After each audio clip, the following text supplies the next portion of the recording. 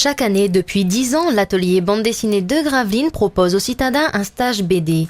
Pour cette année 2013, un petit groupe de jeunes gravelinois adhérents de la gamme participe au déroulement de cette animation.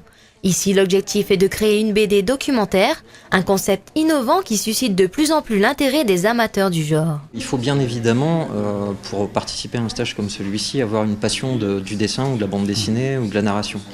Donc ça peut apporter tout simplement une expérience en termes de projets courts qui se passent sur donc une petite période et qui va aborder un pan de la bande dessinée qui est, on pense, méconnu. Un style du 9e art très peu abordé mais qui tend à se développer grâce à des BDistes de renom tels Guy Delisle, Scott McCloud ou encore James Harder qui aujourd'hui servent de muse aux participants. Dans la notion de documentaire, il y a une notion de vérité. Dans la notion de vérité, il y a une notion de parler de soi et de dire pourquoi est-ce qu'on aborde tel ou tel sujet, de dire où est-ce qu'on veut en venir. Donc forcément, il y a une implication personnelle de l'auteur.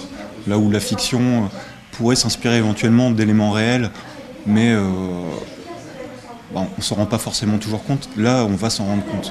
Munis de papier, de crayons et de leur créativité, les BDphiles dévoilent une partie d'eux-mêmes, une partie de leur monde. J'ai pris quelque chose qui me concernait plus ou moins directement dans mon histoire personnelle et que je pourrais retravailler à travers une planche. Et récemment, il y a un jeune du coin qui a fait un film sur la ligne du bus A.